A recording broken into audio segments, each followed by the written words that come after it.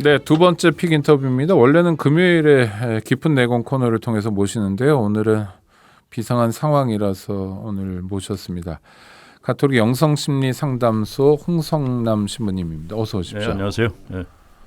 오늘이 가톨릭 교회는 죽은 모든 일을 기억하는 위령의 날, 네, 그리고 11월이 위령성월로 기억하죠. 특별히 죽음에 대해서 기억하자고 교회가 요청하는 까닭은 뭔가요?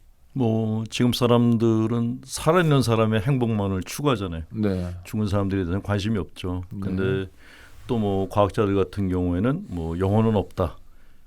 그러니까 인간이 살아있는 동안에는 뇌 활동이 있을 때만 살아있는 거고 뇌 활동이 정지되면 이제 끝난다라고 얘기를 하니까 유물주의적인 그쪽 사고로 가는 경향이 있어요. 근데 사실 사람이 죽고 난 다음에 영혼이 있다는 것은 우리가 믿고 있기 때문에 그런 소외된 영혼들을 위해서 기도해 주는 시간을 갖는 것이 맞다라는 취지에서 위령의 날과 위령성월을 정한 걸로 알고 있습니다. 그러니까 소외됐다는 건 산 사람들에게서 소외됐다는 거죠? 아니죠. 사람들로부터 잊혀져 간다는 거죠. 누구나 다 우리 가족이어도 시간이 지나면 다 잊혀진다는 거죠. 흔히 그런 얘기들 하잖아요. 죽은 사람만 억울해 이런 얘기. 그게 스님님 말씀하신 그런 어떤 유물주의적 태도에서 비롯된 건가요? 그렇죠. 그러니까 살아있는 사람들이 누리는 행복이 그 죽은 사람이 누리는 행복보다 더 낫다는 생각도 있고, 근데 그거보다 더 문제인 거는 인간이 죽으면 모든 것이 다 끝이다라고 생각하는. 네, 죽으면 고만이야 이런 그렇죠. 얘기들 많이 하죠. 그런 유물사관이 더 위험하죠. 네. 그렇지 않다는 건 신앙의 영역 말고 그리스도인으로서 신앙을 받아들이고 이런 분들에게도 과연 쉬운 건가는 의문이지만 하여튼 전혀 믿지 않거나 하는 분들에게 사람의 인생 삶이라는 게 죽는다고 그만이 아니다. 그렇죠. 이런 차원에서 말씀을 해주신다면 어떤 말씀을 주실까요? 영혼의 있고 없음의 문제보다 더 중요한 거는 우리가 현재 있는 것이 이미 돌아가신 분들에 의해서 지금 우리 현재가 유지되고 있으니까 위령성월이라는 것이 돌아가신 분들의 영혼을 유래드리는 날이자 우리가 갖고 있는 이런 현재에 대해서 감사하는 마음을 갖다 표하는 자리이기도 하다는 거죠. 그러니까 이게 꼭 가톨릭 교회 신앙만의 문제는 아니라는 것이에요. 이미 오래전부터 인류 역사 안에서 있어온 그런 어떤 전통적인 의식인데 이것이 근래에 와서는 점점 더 이렇게 희석돼 가고 있어서 마치 이렇게 죽은 자들은 이제 다 끝났다는 식으로 그런 생각이 생기고 있는데 이게 사실 되게 위험해요. 그러니까 지금 대한민국만이 아니라 전 세계적으로 가슴 아파하는 이태원 참사만 하더라도 156명이 죽었어요. 그럼 그 사람들은 끝이라면 너무 원통하잖아요. 그렇죠. 아니 죽은 사람은 물론이고 살아 있는 사람들도 또 그분 가족들도 너무 원통하고 세월호 때도 그런 것 같은데요. 제가 세월호 사건 나고 난 다음에 안산 쪽을 갔었어요. 그래서 영안시를 들어갔었는데 거기 아이들 사진이 이렇게 많이 붙어 있더라고요. 근데 너무 신기했던 게 그 안에 들어갔는데 너무 생생한 기운이 느껴지는 거예요. 아이들의 기운이. 그래서 왜 이 기운이 뭐지? 하는 생각이 들었고 애들이 아직 살아있나? 그런 느낌을 받은 적이 있었어요. 그러니까 유물론자들은 인정하지 않는데 종교인들을 비롯해서 영에 대해서 이렇게 공부하는 사람들은 그런 영적인 존재와의 만남이 가능하다는 얘기를 하고 있거든요. 근데 그런 의미에서 본다면은 피어나지도 못하고 죽은 그 영혼들이 아마 자기들을 바라보기를 원하고 있지 않을까. 자기들의 이런 슬픈 삶에 대해서 애도해 주기를 원하지 않을까? 그런 생각도 드는 거죠. 그런 마음들 신부님도 무슨 연고가 있어서 세월호 참사 직후에 안산을 가신 건 아니셨잖아요. 그냥 마음이 아파서. 남자들보다 사실 여성들이 더 그러는데 아이들이 죽고 나면은 거의 전국의 엄마들이 똑같이 진통을 앓는다 그러더라고요. 수컷들은 좀 덜하대요. 이렇게 동물계에서도 그런 게 있었는데 새끼를 이렇게 뜨거운 판자에 또 올려놨더니 어미는 그 새끼를 갖다가 품에 안고 자기가 뜨거운데 주저앉았는데 수컷은 새끼를 깔아안고 그 위에 앉았다는 거예요. 근데 짐승들의 경우에 그렇죠. 네. 근데 사람들도 비슷하죠. 엄마들은 죽은 그 아이들이 자기 아이라고 생각하는 거예요. 뭐 남자들도 마음 아파하지만은 네네. 엄마들이 느끼는 고통은 더 크더라고요.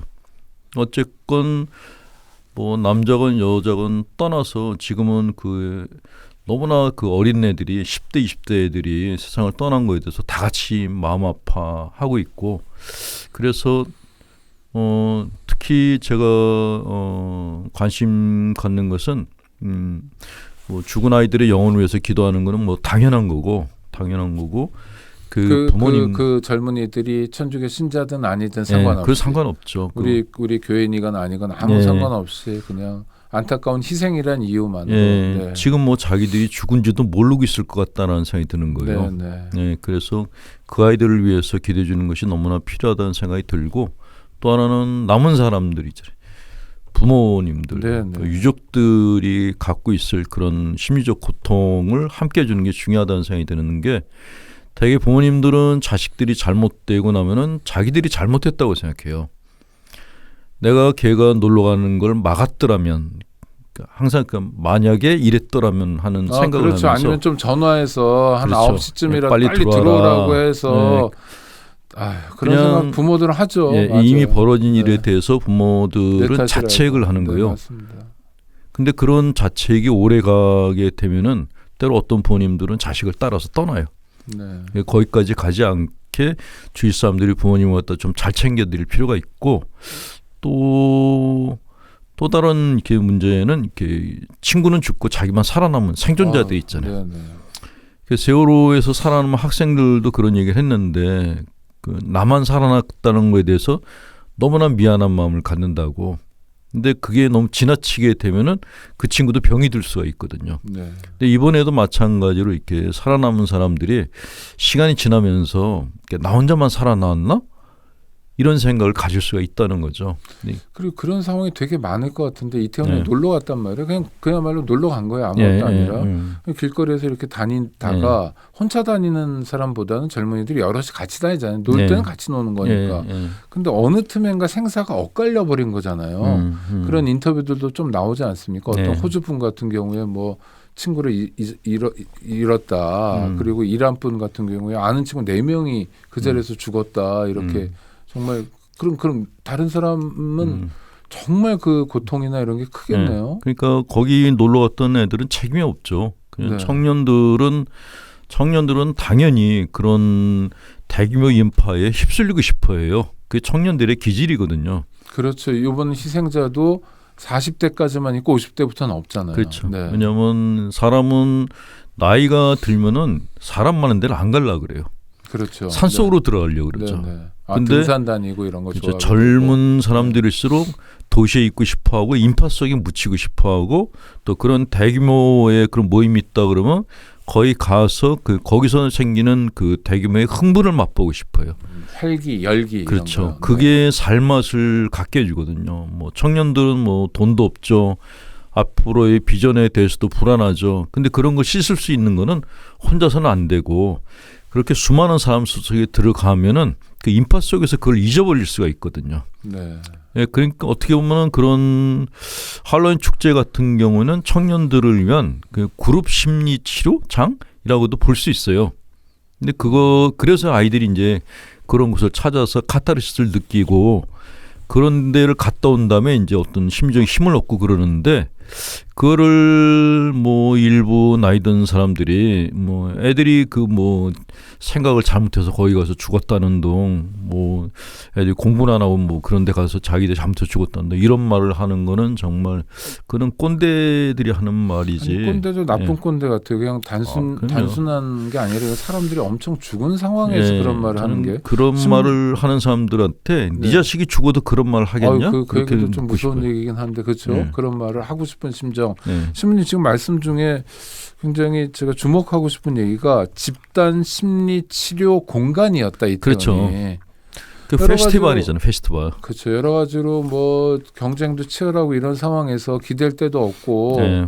그냥 거기서 풀어버리는 거고 또 하나는 신부님이시니까 한번 여쭤보면 이게 할로윈이라는 우리 축제도 아니고 네. 또 할로윈이라는 게 원래 뭐 유래가 모든 성인의 대축일 11월 네. 1일 전날이어서 뭐 이렇게 뭐 켈트족부터 쭉 나오더라고 역사는 네. 그런 네. 건데 네. 남의 나라에서 특히 미국에서 건너온 하류 문화에 우리 젊은이들이 빠져가지고 왜 그러냐 이렇게 짐짓 야단치는 소위 어른들도 있는데 신부님 한번 그런 어른들에게 한 말씀 해주신다. 그런 정말 이렇게 자기가 가진 게 많다고 생각하는 사람들이고 노인 문화에 젖어 있는 꼰대들의 생각이고 가진 게 많다고 생각하는 그러니까 청년들에 대한 이해심이 전혀 없는 사람들이 그런 얘기를 하는 거죠. 네. 나이가 들고 돈이 많은 사람들은 여러 사람하고 같이 술을 안 마셔요. 혼자 마시죠. 아 그렇습니까? 예. 근데 그럼 혼자서 무슨 재미로 술을 마시죠? 그거를 즐기는 거죠. 내가 이렇게 가진 게 많고 이렇게 내가 넓은 뭐 데서 나 혼자 뭐 좋은 거 그렇죠. 이 넓은 공간에서 나 혼자 누리고 있는 거예요. 왕같이. 그런 거를 나이 들면 이제 그런 걸 원하는데 젊은 사람들이 돈 없고 젊을수록 함께 하고 싶어 한다는 거죠. 그러니까 다른 나라들 뭐 남미 같은 경우도 이렇게 대규모 그런 또 축제를 벌리는 걸 보면 전부 다 가난한 사람들이 하는 거예요. 가난한 사람들이 그동안에 쌓인 스트레스를 풀기 위해서 뭐 카니발 같은 거에 다 참여를 하거든요. 그럼 우리나라 카니발도 사실은 우리 그 그리스도교 문화하고 연장선에서 나오는 거죠. 사순절 전날. 사순절 시작 전인데 근데 그거하고 상관없이 네네. 본래 교리와는 상관없이 가난한 사람들의 뒤풀이에요. 뒤풀이. 예. 네. 그러니까 심리적으로 쌓인 스트레스를 그 자리에서 풀려고 하는 거죠.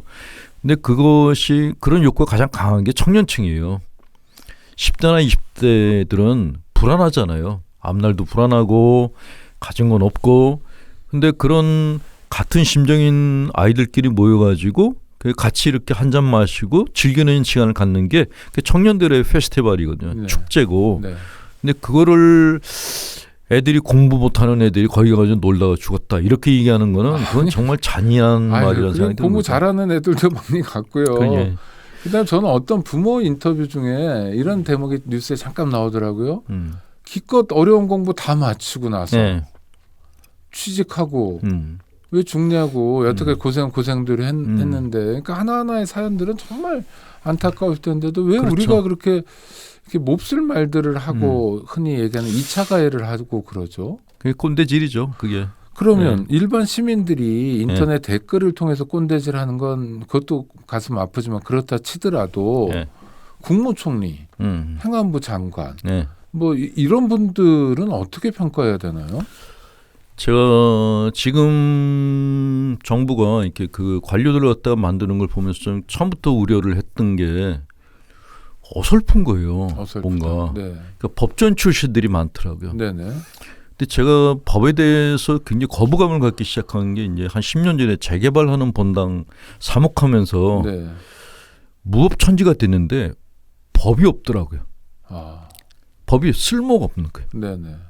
아니 주민들이 쫓겨나가는데 법원이 하는 일이 없는 걸 보면서 야 이거 진짜 우리나라는 법이 누굴 위한 법인가 하는 생각이 들었는데 이번에도 비슷한 생각이 드는 게 법조인들이 법을 정의를 위해서 쓰는 게 아니라 자기 면평으로 쓰는 거예요. 그러니까 법전 출신들인 사람들이 하는 말을 들어보면 다 면평 발언만 하는 거예요.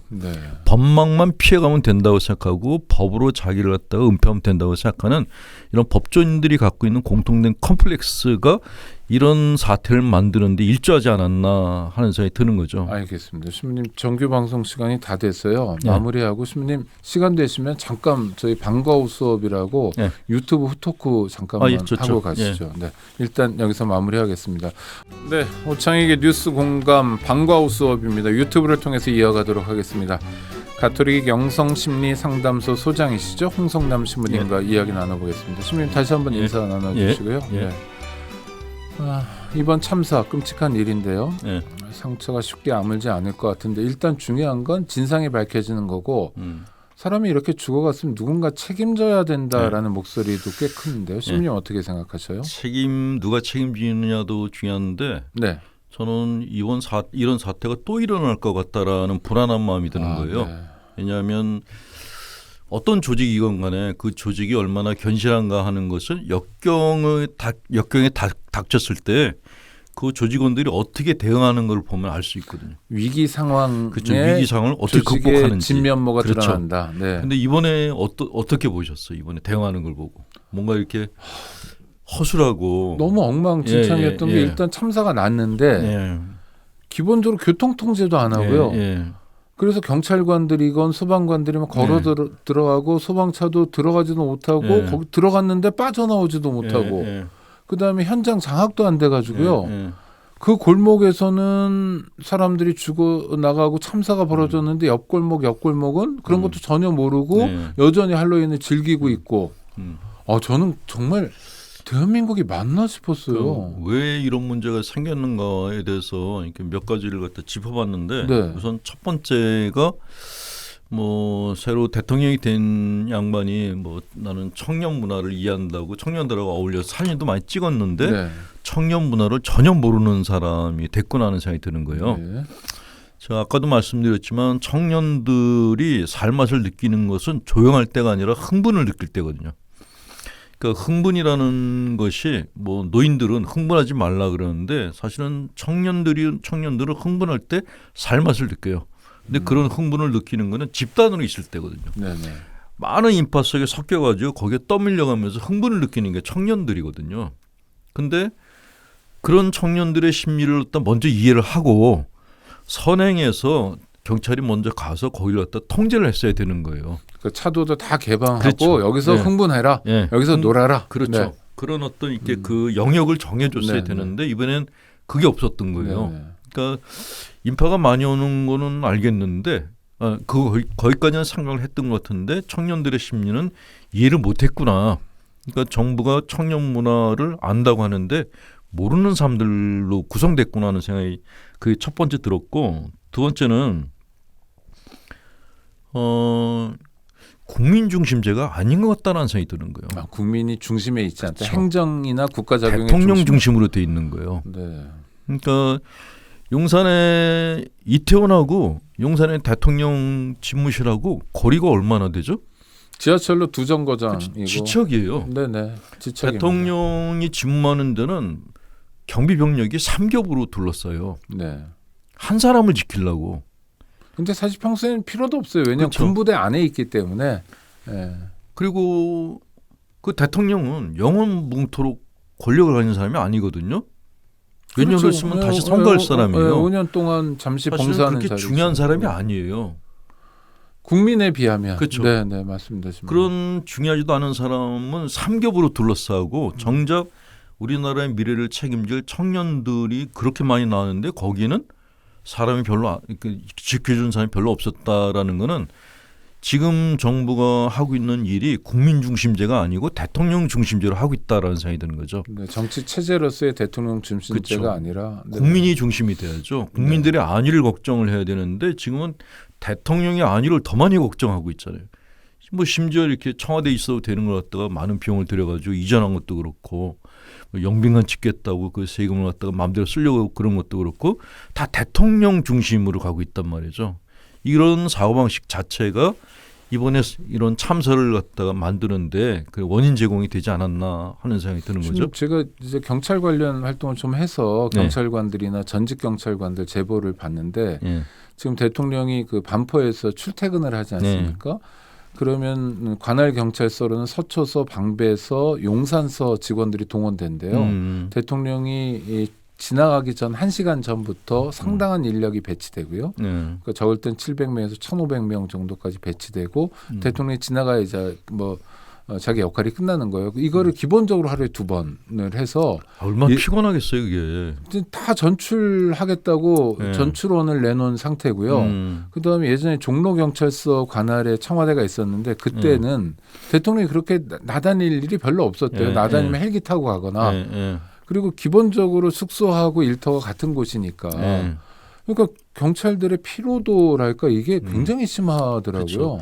만약에 서울 대교구장 정순택 대주교님이 네. 출퇴근을 하면서 직원들을 다 이렇게 경비를 채운다 그러면 교구청 직원들 다 사표 낼 거예요. 아, 들어가면서 다 뭐 오늘 저 홍성남 신부 출근했나 한번 보자 이런 식으로 그 신부들이 사열하듯이 막 이렇게요. 네, 다 신부들이 다 이게 교구장 바꾸자고 그럴 거예요. 그렇죠. 네. 근데 이거는 쓸데없는 일이잖아요. 그렇죠. 네. 그 사람들을 정말 해야 될 일을 해야 될 사람들을 다 엉뚱한 데다 쓰고 있으니까 그 일하는 분들의 피로도를 올리고 있으니까 이거는 문제의 원인이 이 양반이 아닌가 하는 생각이 드는 거예요. 아니 그리고 관사에 들어가는 것도요. 예. 관사 공사를 다 했다고 그러고 예. 그런데 10월 달까지는 들어간다고 했는데 지금 11월이 됐는데도 아무 말이 없거든요. 아니 집을 예산을 많이 들여서 예산이 예. 뭐 정말 어마어마한 돈이 들어갔을 텐데 예. 그렇죠? 실제로 밝히고 있는 예산만 해도 수백억 대인데 그 예산을 들여서 관사에 안 들어가는 건 뭔가요? 천공이 점괘를 또 딴 걸 냈나 보죠. 아시면 농담이죠. 정말 그럴 것 같아서 두려운 마음이 저는 있어요. 네. 왠지 이번 정부 들어서고 난 다음에 그런 무속인들 느낌이 너무 많이 드는 거예요. 네. 누군가가 계속 암시를 주고 있거나 점괘를 주고 있지 않나 하는 생각이 들어서 이거 진짜 이거는 문제다라는 생각이 들고요. 그리고 또 하나는 아까도 얘기했던 것처럼 이렇게 법조인 출신들이 너무 많은 거예요. 네네. 근데 법조인들은 정말 법의 전문가들이잖아요. 네. 법망을 피하는 걸 아는 사람들이에요. 법을 이용해서 자기를 지키는 걸 아는 사람들이거든요. 네네. 제가 법을 가지고 정의를 지키는 법조인들은 극히 드물다는 생각이에요. 몇 분? 뭐 사실 저도 소수, 많이 못 봤. 소수. 네, 많이 못 봤습니다. 예. 네. 그러니까 그렇게 자기 안위를 갖다가 보존하려고 애쓰던 사람들이 지금 강요들로 다 올라갔잖아요. 네네. 그러니까 이번에 사태가 났을 때에도 나와서 이렇게 얘기를 하는데 뭐 사과를 안 하잖아요. 전부 이렇게 뭐 최선을 다했는데 뭐 이런 식으로 얘기하니까. 그리고 그런 얘기하죠. 주체. 이건 주체가 없는 행사여서 뭐 정부가 어떻게 하기가 어려웠다 이런 거. 그러니까 그게 법조인들의 논리거든요. 그게 일반 사람들의 논리가 아닌 거예요. 네. 일반 사람들 같으면은 일단은 그런 참사가 생긴 거에 대해서 사과부터 하죠. 우리가 이렇게 실수했다, 잘못했다. 일단 마음이 아프잖아요. 그렇죠. 네. 근데 이 사람들은 그거보다 자기들한테 비판이 오는 걸 갖다 두려워하는 거예요.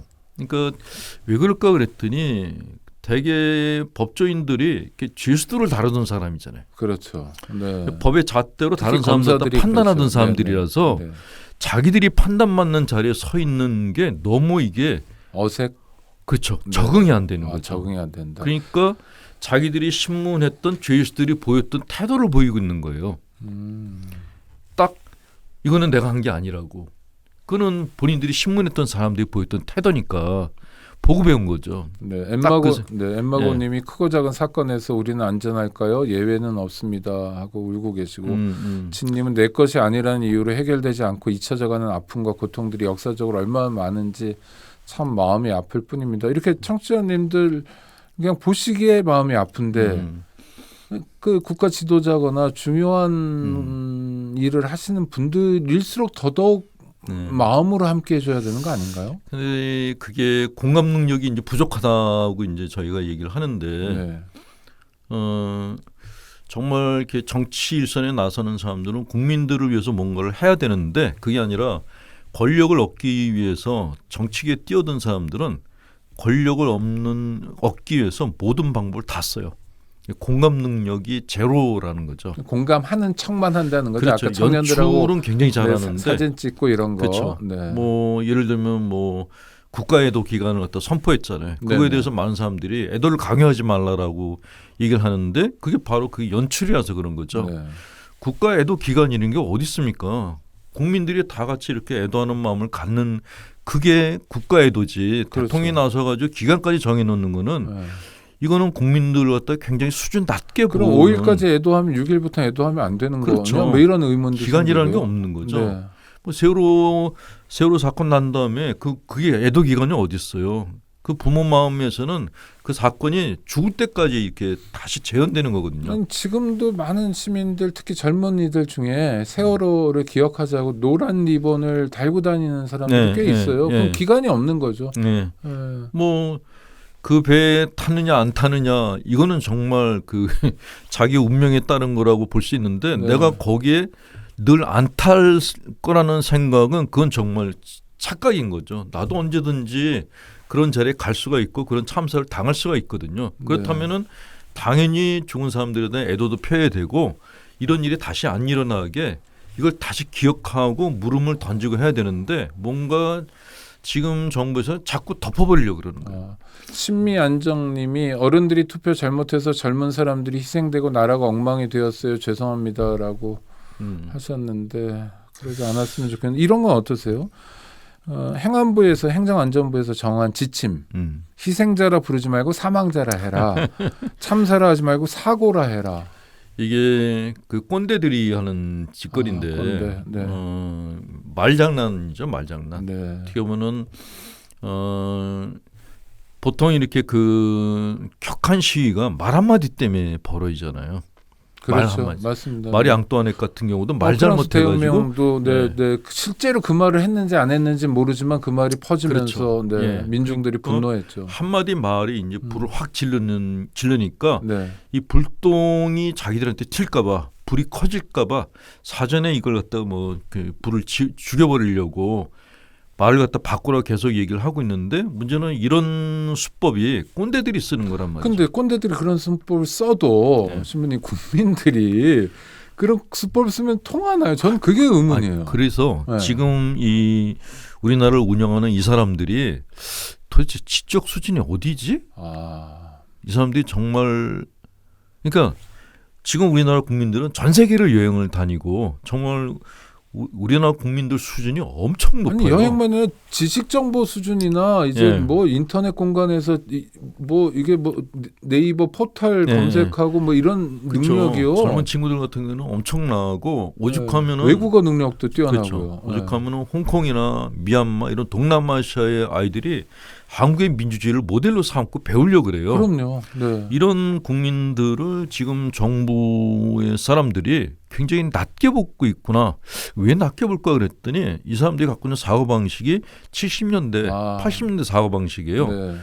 그게 대표적이었던 게 김문수 씨가 나와가지고 빨갱이 얘기를 했잖아요. 네네. 김일성 주의자 뭐 이런. 이게 언제적 얘기예요? 김일성 죽은 게 1994년인데 그분은 김일성 안 죽는 거예요. 대한민국 덕분에 그러니까. 김일성의 정치 생명은 계속 이어지고 있는 것 같아요. 그러니까 뭐 박정희 시대 때 전두환 시대 때 빨갱이 그러면은 막 이렇게 들고 일어났던 그렇죠. 그거를 다시 살리려고 하는 걸 보면서 야, 이 사람들이 제 마음이 도대체 몇 년대에 살고 있지? 제가 미국에 이제 강의하러 갔는데 거기 이민간 분들이 대화를 했더니 그 당신들의 시점이 한국에서 떠난 그 시점에서 스톱돼 있더라고요. 한국에 대한 이해가. 네네. 그럴 수 있죠. 그분들은 교포니까. 네. 근데 여기서 살고 있는 이분들의 시점이 그때 끝나 있구나 하는 생각이 드는 거예요. 네. 그러니까 아니 이거는 지금 우리는 지금 한참 앞으로 나가 있는데 왜 뒤에가 있지? 그러니까 뒤에 살고 있는 사람들이 현재를 운영을 하니까 이런 부실한 국정 운영이 생기지 않나 하는 생각이 드는 거죠. 그 자질이 떨어지는 사람들이 이 대한민국이라는 이 복잡한 이 배를 지금 운영을 하고 있는 거예요. 신부님 앞서 말씀하신 불안감이요. 네.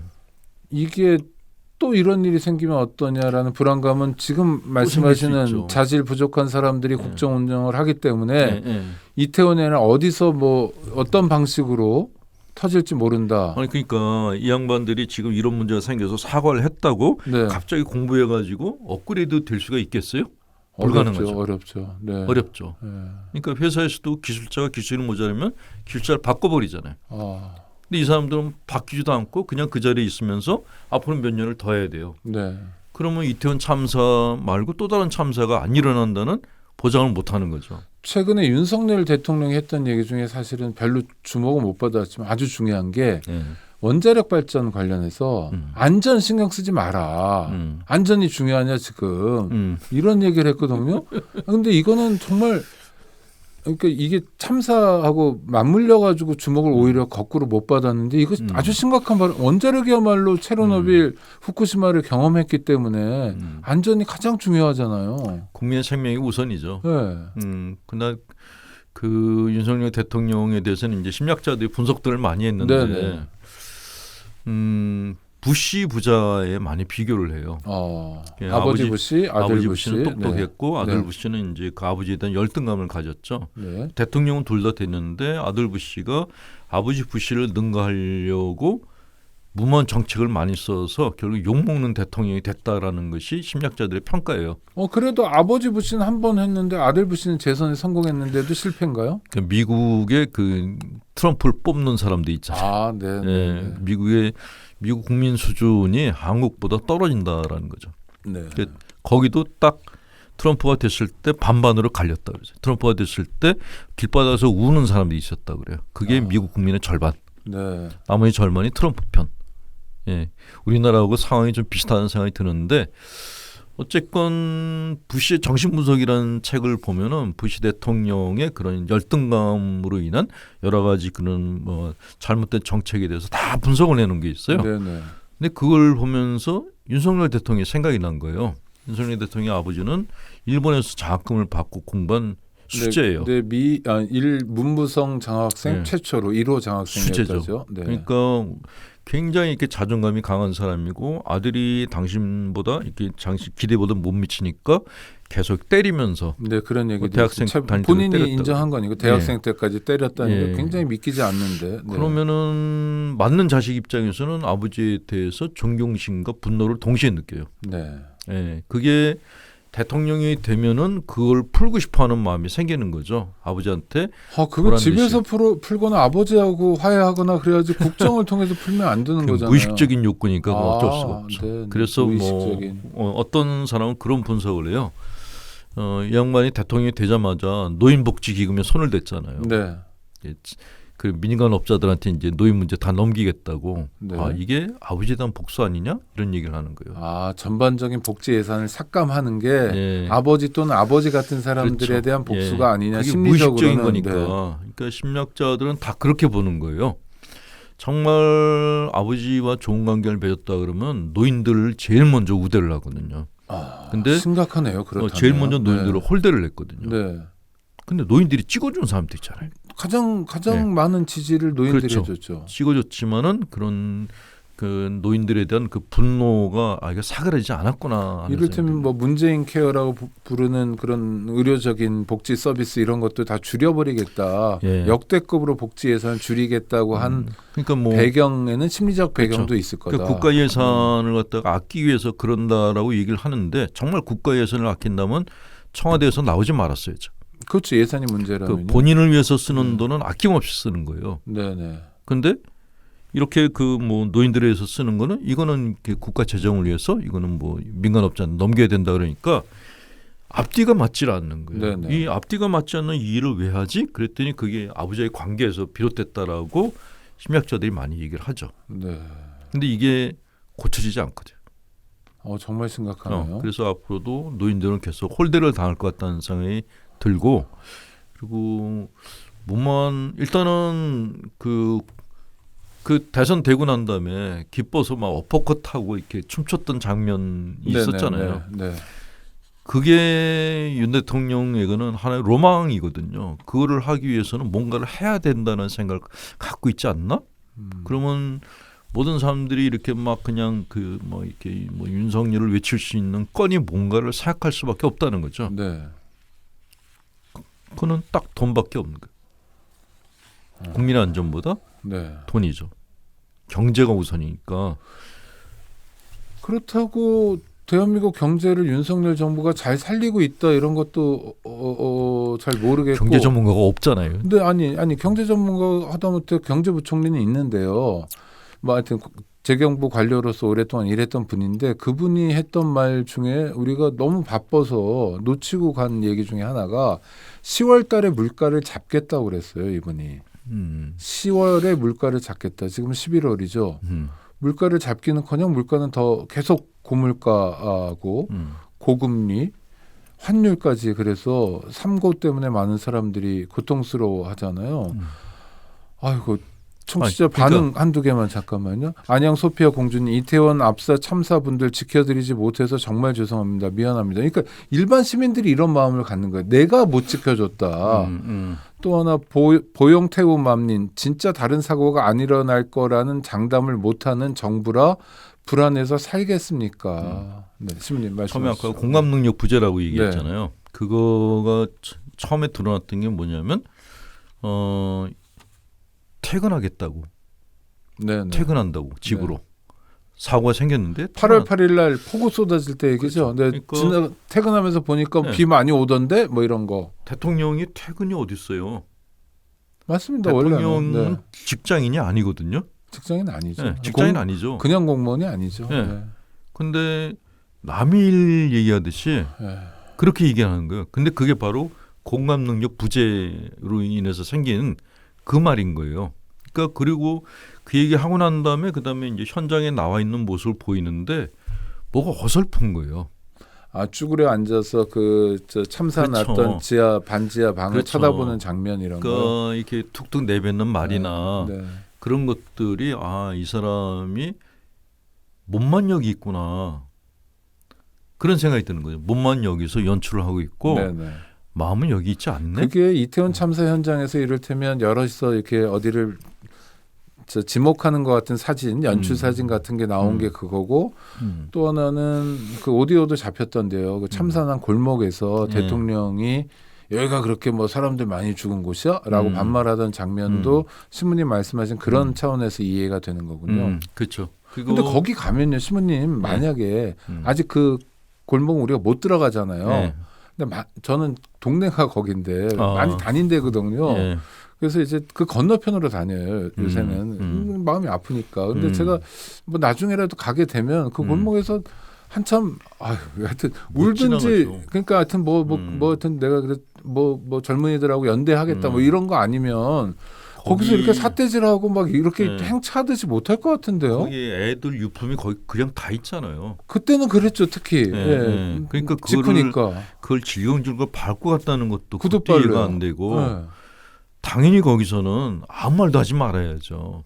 거기서 이렇게 거기서 그냥 인간으로 살 수 있는 게 기도 아닙니까? 그러니까 진짜로. 그게 방관자이기 때문에 그게 가능한 거예요. 방관자? 예. 그러니까 퇴근한다는 말도 그렇고 현장에 가가지고 이렇게 남의 일 얘기하지 않는 국민이 게 얼마 죽어가든 그건 남의 일이다. 방관자다. 부재로 인해서 생긴 거라는 거죠. 그러니까 이게 제가 생각하기에는 법 쪽에 안에서 검찰로 너무 오랫동안 그 밀폐된 데에서 클로스된 데에서 자기들끼리만의 삶을 사는 거예요. 네네. 바깥 세상을 모르는 거예요. 그런데 속으로는 우리는 바깥 세상을 되게 잘 알아 이런 얘기를 하고 제가 검사들한테 많이 들었던 얘기가 죄를 지은 사람들의 속을 많이 한다는 거죠. 근데 정작 그 사람들이 만난 거는 죄인들만 만났잖아요. 그러니까 실제로 본인들이 정책을 만들고 그 정책을 실행하는 거는 안 해봤죠. 네. 그러니까 본인들이 회사를 만들고 그 회사를 갖다 키우기 위해서 막 피땀을 다 흘려야 되는 그런 거는 안 해본 거예요. 법조문만 외우고 죄수들만 다루던 그 기술만 익힌 사람들인데 그러니까 자기들 안의 세상에서는 다른 사람들이 다 검사님 그러니까 굉장히 본인들이 엑셀런트한 존재인지 아는데 문제는 법밖에 모르는 거죠. 네네. 그런 분들이 이런 현장에 딱 오니까 이게 적응이 안 되는 거죠. 공감도 안 되고 그러니까 법조인이 썼던 말들을 계속 쓸 수밖에 없는 거죠. 네. 그런 것들이 이제 국민들의 그 마음을 갖다 불편하게 만들고 있고 이런 정도의 사람들이 우리나라를 갖다 몇 년을 더 끌고 와야 되는데 그러면 대한민국이라는 이 배가 어디로 갈까?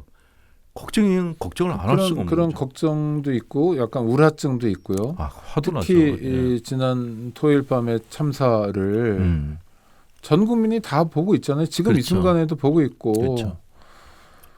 일부러 채널을 돌리기도 하지만 또 좀 보고 싶기도 하고 아이고 어떻게 이런 마음인데 그렇죠.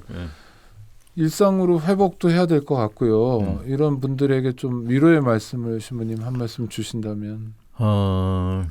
우선은 뭐 신자분들께 말씀드리고 싶은 것은 뭐 애들이 자기들이 좋아서 놀러 갔다 죽었는데 무슨 애도냐 그런 잔인한 말은 좀 안 하셨으면 좋겠어요. 아, 우리 신자들이라면 네. 그런 말 하면 안 된다. 네. 신자분들은 당연히 내 자식을 잃었다면 내 마음이 어떨까라는 그런 생각을 가지시고 그 편하지도 못하고 일찍 떠난 아이들을 위해서 기도를 해줬으면 좋겠고 네. 그 부모님들이 얼마나 그 가슴이 아프겠어요. 제가 몇 년 전에 딸을 백혈병으로 잃은 엄마를 만난 적이 있어요. 딸이 네. 20대 이제 세상을 떠난 거예요. 근데 그 엄마가 몇 년 동안 이렇게 그 사람들을 안 만났어요. 백혈병으로 투병하는 걸 지켜봤는데도, 네, 지켜봤는데도. 죽어가는 장면을 지켜봐도 몇 년 동안 정상생활을 사람들을 안 못한다. 만나고 네. 지방에 내려가서 있다 올라왔는데 한 5년쯤 지난 다음에 만났어요. 네네. 그 만나더니 자기도 이제 마음을 정리를 해야겠다 그러더라고요. 그래서 딸에 대한 그런 아픔을 이제 다 정리하셨냐 그랬더니 엄마들이 그걸 어떻게 그렇게 할 수 있냐고. 나는 무덤을 만들었다고. 자기 마음 안에. 아, 네. 예. 그게 지금도 기억이 누구의 나요. 무덤이에요? 자기 무덤이에요? 딸의 무덤. 딸의 무덤. 딸의 아, 무덤을 딸은 내 안에 있다. 마음 안에다가 네, 네. 만들었다고. 네. 이거는 평생 간다고. 음, 그 얘기가 지금도 기억나고 네. 지금 부모님들이 그러지 않을까. 그런 부모님들의 마음에 칼을 꽂는 거는 이거는 범죄 행위라는 생각이 들어요. 네. 1994년 성수대교, 95년 삼풍백화점, 또 2014년 세월호, 뭐 2022년 이태원 참사 같은 사건들 희생자들은 사실 대한민국이란 나라가 존재하는 한 대한민국의 무덤, 마음속 무덤, 대한민국 국민들의 그렇죠. 마음속 모든 국민들의 무덤이고 마음 안에 있죠. 있어야만 다시 되풀이하지 않을 텐데 지금까지 전망은 그렇게 좋지 않은데요. 그래도 마음들은 모아 가야 되겠죠. 신부님 오늘 긴 시간 함께해 주셔서 감사하고요. 다음에 또 모시도록 하겠습니다. 고맙습니다. 감사합니다.